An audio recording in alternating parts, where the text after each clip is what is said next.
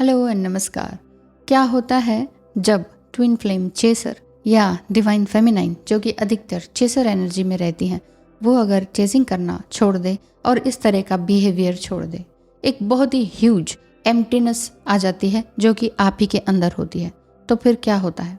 सच में एक huge emptiness तब आती है जब ट्विन फ्लेम आपका या तो रन कर रहा होता है, या फिर गोस्टिंग कर रहा होता है, या फिर बिल्कुल ही साइलेंट हो जाता है। तो आप ऐसे में बहुत पॉजेसिव हो जाते हैं। वैसे अधिकतर देखा जाए तो एक नॉर्मल बिहेवियर बॉयफ्रेंड गर्लफ्रेंड में अधिकतर जो मेन होते हैं, वो जैसे कहते नहीं कि लड़कियों को पीछे भगाने के लिए एक टेक्निक होती है कि हाँ, तो पहले तो खूब बॉम्बार्डिंग कर दिया, लव बॉम्बार्डिंग, वाओ तुम कितनी अच्छी हो, ये और वो, उसे लगे कि मेरे जैसा तो इसको कोई मिला ही नहीं, और फिर उसके बाद सडन चुप हो जाना या किसी और के साथ इंगेज हो जाना, ये नॉर्मल है। लेकिन ट्विन फ्लेम जर्नी में, क्योंकि बड़ी एज में भी होते हैं, मैरिड भी होते हैं, वो इस तरह की हरकतें नहीं करते हैं, लेकिन फिर भी वो उनसे हो जाता है।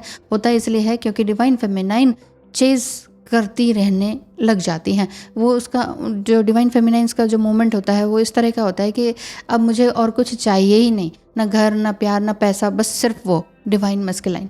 जब ये चेजिंग चलती है और ऐसे में आपका जो सेल्फ रिस्पेक्ट है वो काफ़ी नीचे हो जाता है, आपका जो लोअर एनर्जी है वो और भी ज़्यादा लोअर उसमें चली जाती है। आप ये चीज़ें महसूस भी करते हैं, लेकिन आपको समझ में नहीं आता कि ये मेरे साथ हो क्यों रहा है, ये बार बार हार्ट ब्रोकन वाली सिचुएशन आ क्यों रही है। ये इंटेंस सैडनेस के कारण भी आप उनके ज़्यादा कुछ इंटेंस स्टॉकर बन जाते हैं। बार बार उनको चेक करना, बार बार उनकी पिक्चर देखना, बार बार रोते रहना, बार बार मिस करना। ठीक है कि यूनिवर्स आपको साइन दिखाते हैं, नाम दिखाते हैं, वो दिखाते हैं, लेकिन वो तभी होता है जब आप अपने लिए काम करना शुरू कर देते हैं। अब दिख रहे हैं नाम, तो क्या हर समय उसी में ही एंगेज रहें? नहीं, ये आपकी जो एनर्जी है वो डाउन तो करेगी, ये dark night of the soul को लेकर आएगी। और इतनी ज़्यादा चेजिंग, मेंटल चेजिंग, मान लीजिए आपने फिजिकल चेजिंग करी, उन्होंने आपको कुछ उल्टा सीधा बोल दिया कि क्या है मेरे पीछे पड़ी रहती हो, बस करो, बंद करो, शर्म नहीं आती है, और ये वो उल्टा सीधा भी एक डिस्टॉर्टेड डिवाइन मस्कुलाइन आपको बोल सकते हैं। इसमें कोई गलत बात नहीं है, और ये होता ही है। अधिकतर लोगों के साथ जब ऐसा होता है तो वो उनके जो छाप पड़ी हुई है ना कि ट्विन फ्लेम वाओ लबी डबी और बहुत प्यार करेंगे, बहुत प्रोटेक्शन देंगे, वो वाली जो पैटर्न है वो टूटता है उनका कि अरे क्या ट्विन फ्लेम ऐसा बोल सकते हैं, इतना गंदा लिख सकते हैं, ये बोलने की तमीज़ है क्या, एक स्त्री से बात करने की ये तमीज़ है? जी हाँ, ये होता ही है। और बाद में आपको रियलाइज़ होता है कि जो मैं कर रही हूँ ये ठीक नहीं है, और जो मैं अगर ट्विन फ्लेम जर्नी में हूँ तो मेरा मिशन क्या है? क्या ये चेसिंग बिहेवियर को बनाए रखना, बार बार हर समय इसी तरह से चेस करना, और क्या ये मेरी फिर प्रोग्रेस का रास्ता है?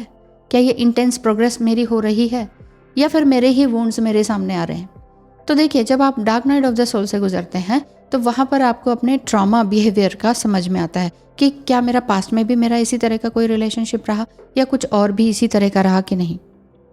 अभी भी आपको ऐसा लगता है कि हाँ, हमारे साथ भी कुछ ऐसा ही होता है, रास्ता नहीं मिल पा रहा है, तो टैरो या फिर किसी और चीज़ की सर्विस लेनी हो तो स्क्रीन पे दिखाए नंबर पर मैसेज करें और फीस स्ट्रक्चर जाने कि क्या फ़ी है, अफोर्डेबल लगे तो ज़रूर आइए। अब आगे बात करते हैं, जो आपका ट्विन फ्लेम है यानी कि जो डिवाइन मस्कुलाइन है, वो भी अगर डिस्टॉर्टेड एनर्जी में है, वो भी एक तरह से इंजर्ड है, वुंडेड है, बाहरी रूप से नहीं लेकिन अंदरूनी रूप से, मेंटल इमोशनल रूप से, क्योंकि उनको भी कहीं ना कहीं जो उनका बचपन है, जो चाइल्डहुड है, वो वुंड्स हैं। लेकिन जो मेल ट्विन फ्लेम होता है वो दर्शाता नहीं है कि हाँ ऐसा हुआ था, वैसा हुआ था। वो कहाँ रोता है? वो कहाँ रोता है अपनी डिवाइन फेमिनाइन के आगे? वो अपने दुख, अपना एक्सपीरियंस नहीं बताते हैं। और इवन अगर आप ये कहें कि नहीं नहीं हम तो ट्विन फ्लेम जर्नी में हैं और हमने उसको बता भी दिया तो वो तो और भागने लगा, तो क्यों बताया? मैं तो 3 साल से यही बोलती हूँ कि जब आपको मालूम चल गया कि आप ट्विन फ्लेम जर्नी में हैं, तो आप ट्विन फ्लेम हैं, हम दोनों ट्विन फ्लेम हैं, हमारा एक कॉस्मिक मैरिज हो चुका है, ये सब बोलने की ज़रूरत नहीं है ट्विन फ्लेम को। क्यों? क्योंकि वो पहले ही रन कर रहे हैं और आप उनको और दौड़ा देंगे। वो कहेंगे ये तो पागल है, पता नहीं कहाँ से क्या क्या बातें करके आ रही है और क्या क्या वीडियो मुझे भेज रही है। ये सब भेजने की भी ज़रूरत नहीं है कि देखो ये मैडम क्या बोल रही है। वो कहेंगे तुम भी खराब, तुम भी पागल हो, तुम्हारी मैडम भी पागल है। तो ये वाली चीज़ें होती रहती हैं। इसीलिए इस तरह से चेजिंग ना करें। उनको हर चीज़ खोल खोल के एक्सप्रेस करने की ज़रूरत नहीं है कि देखो मेरे इमोशंस ऐसे हैं, मेरा इस समय प्रेजेंट मोमेंट ऐसा चल रहा है, मैं कितनी मुसीबत से घिरी हुई हूँ, तुम्हें शर्म नहीं आती है, या तुम्हें नहीं लगता कि तुम्हें मेरी मदद करनी चाहिए। किसी से मदद मत मांगिए, झुक झुक के हाथ फैला के मदद मत मांगिए, कभी भी, नेवर एवर। जब भी आपने करा, चाहे वो डिवाइन मस्कुलाइन है, चाहे कुछ भी हो रहा हो। आप ये देखेंगे कि आपके अंदर ही खुद स्वाभिमान आएगा, आपके अंदर ही एक खुददारी आएगी, आपके ही अंदर से कुछ रास्ता निकलेगा कि अब मैं इस रास्ते को कैसे करूं। अगर मैं अपनी बात बताऊं तो हम 5 लोग खाने वाले, 2019 की बात है, ओनली 52 रुपीज़ इन अकाउंट। तो क्या किया होगा हमने, बताइए, क्या क्या नहीं लुट गया होगा। चलिए वो हम मान सकते हैं, राहु की दशा, अंतर्दशा, फिर अपने कर्म भी तो हैं, आपकी अपनी प्रैक्टिकलिटी, अब तक का जो जमा पूंजी थी वो कहाँ उड़ गई। ठीक है कि चलो कोविड आ गया था, पैसा नहीं था, जॉब नहीं थी, फिर भी वो पैसा कहाँ गया, वो बस उड़ता चला गया और कुछ था ही नहीं।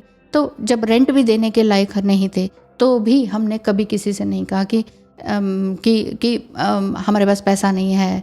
बस ये कह दिया था कि रेंट देने के लिए कि हम बाद में दे देंगे, अभी थोड़ी मुश्किल है। और वो समझ रहे थे सभी कि अच्छा ठीक है, कोविड का टाइम है शायद इस वजह से।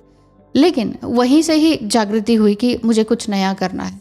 और जब पैसे भी नहीं थे, 2000 रुपीज़ जब हाथ में आए, ठीक है, जब आने लगे थोड़े बहुत, तो वहाँ से फिर मैंने जो है टैरो कार्ड खरीदा था।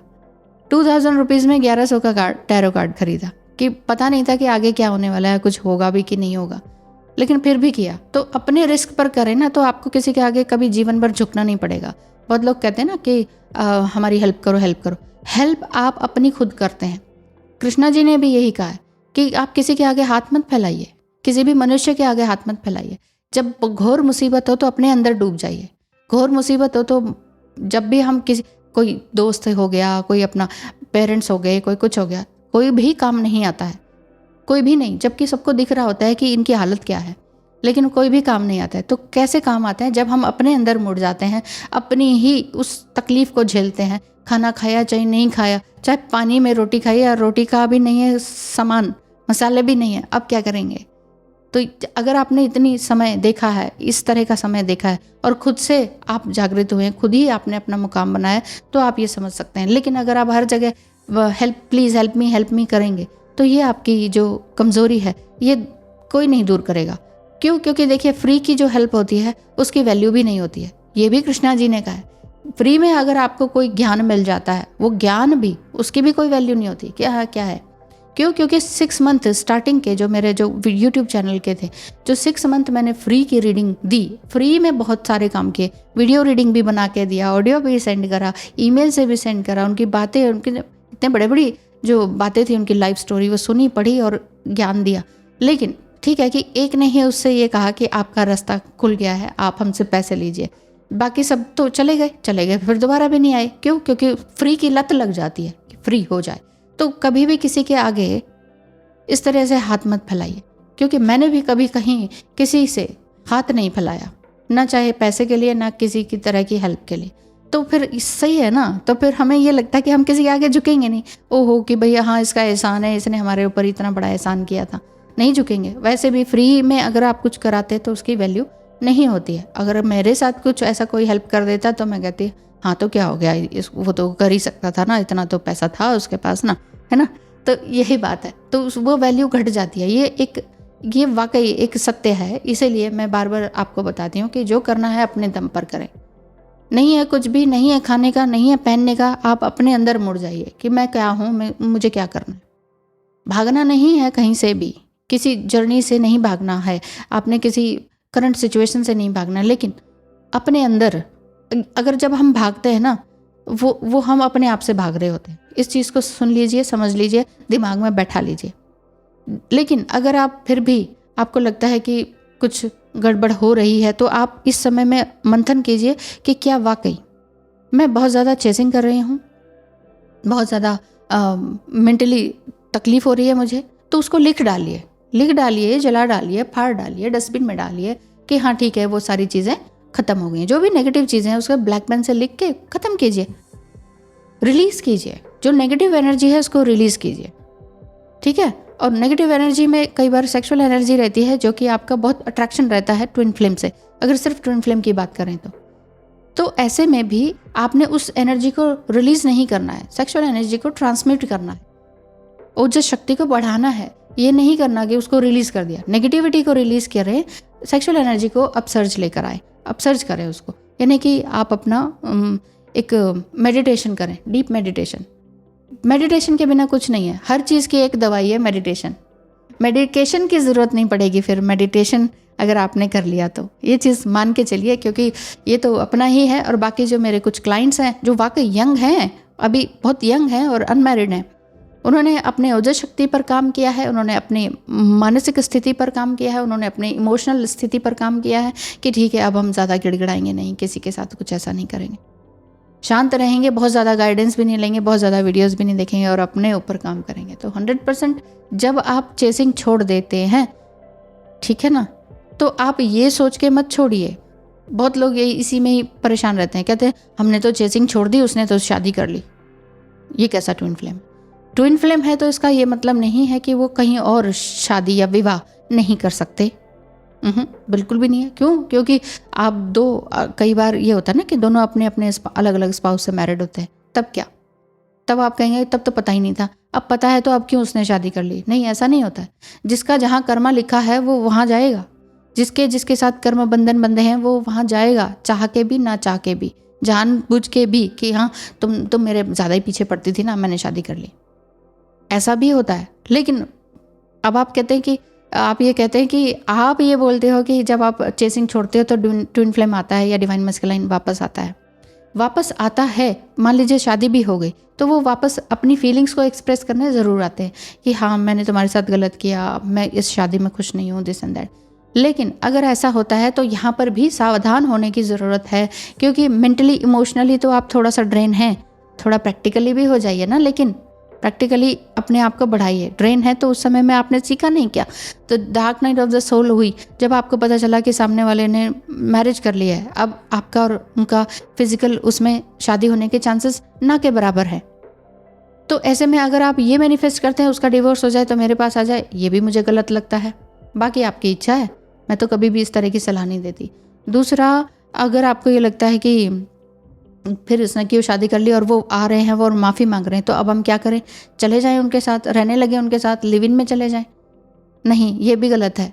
क्यों? क्योंकि ये जो जर्नी है सेक्सुअल जर्नी नहीं है, जिसको कि आप यही मान के चलते हैं। हर किसी का यही बिलीफ होता है कि ये ट्विन फ्लेम है तो शादी तो मुझसे ही करेगा, शादी किसी और से कर ली तो ये ट्विन फ्लेम नहीं है, जिसने ट्विन फ्लेम बताया वो भी फ्रॉड है और ये जर्नी होती ही नहीं है, सब बेकार है, ये मेरे दिमाग का फितूर है।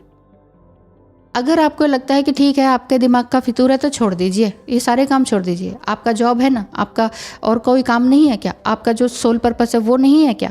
आपके जीवन का उद्देश्य सिर्फ किसी व्यक्ति को पाना या शादी करना ही है? अगर ऐसा नहीं है ना तो अपने सोल पर्पस पर 100% फोकस हो जाइए। लेकिन इसका मतलब ये नहीं है कि आप हमेशा फ्रस्ट्रेटेड रहेंगे और अकेले रहेंगे। आपकी जो नेगेटिविटी है वो इतनी ज़्यादा रहती है कि मैं एक सवाल का जवाब देती हूँ, आपका दूसरा सवाल आता है, फिर तीसरा आता है, फिर चौथा आता है। ऐसे में क्या करें, वैसे में क्या करें, कार्मिक हस्बैंड है तो क्या करें? कुछ भी हो, आपने सिर्फ अपने ऊपर ध्यान देना है। ऑल इन ऑल यही बात होती है। अपने ऊपर का मतलब सिर्फ अपने ऊपर, ठीक है? जिम्मेदारियां हैं, मान लीजिए चलो ठीक है, घर है, परिवार है, बच्चे भी हैं, वो जिम्मेदारियां हैं, वो आपने काम किया मशीनी रूप से। अब आप अपने अंदर आ जाइए कि मेरे साथ ऐसा क्यों हो रहा है, मैं क्यों रो रही हूँ, क्यों मेरे साथ ये सब कुछ घटनाएं हो रही है मेरे साथ। अगर रिपीटेटिव पैटर्न में ये सारी चीज़ें होती हैं हर रिश्ते में हर बार, तो गलती किसकी है? सामने वाले की है? सारी दुनिया बेकार है या मेरा ही अपने जीवन जीने का तरीका ख़राब है? अगर हमारी लोअर एनर्जी रहेगी तो हमें भी सामने वाला मैनिपुलेटिव ही मिलेगा, क्योंकि हम ही शोषण होने के लिए तैयार हैं तो सामने वाला इसी तरह का मिलेगा। अगर हम अपने आप को हमने हायर एनर्जी में लेकर आ गए और हमने कहा कि अब ऐसा बिल्कुल भी नहीं होने देंगे, आई एम द को क्रिएटर ऑफ माई लाइफ, अब मैं अपने साथ ऐसा बिल्कुल भी नहीं होने दूंगी या दूंगा, अगर आप ऐसा सोचते हैं तो वहाँ से आपकी लाइफ चेंज हो जाएगी। सामने वाले भी कह सकते हैं तुम तो बड़े बदल गए हो। हाँ तो बदल गए ना, अपनी अच्छाई के लिए बदले हैं, दूसरों की आगे भलाई करने के लिए बदले हैं, तो बदलना तो पड़ेगा। वही तो अपनी स्टोरी लाने का क्या अर्थ था मेरा, यही अर्थ था कि जितना धपके रहोगे, जितना झुक के रहोगे, टू मच पीपल प्लीजिंग करोगे, टू मच गिड़गिड़ाओगे, किसी से प्यार मांगोगे, किसी से पैसा मांगोगे, वहाँ पर आपको कुछ नहीं मिलने वाला, कुछ भी नहीं मिलने वाला। और हर समय आप विक्टिम मेंटालिटी में हो सकते हो और सामने वाला मैनिपुलेटिव ही मिलेगा। चाहे आप जॉब करें चाहे कुछ और करें, आपको हर व्यक्ति इसी तरह का मिलेगा कि वो आपको दबा रहा है, कंट्रोल कर रहा है। बस वहीं से चेंज आएगा। आपने अपने अंदर की नेगेटिविटी को रिलीज करना है, और अपनी ओजस शक्ति को बढ़ाना है। Thank you so much. धन्यवाद।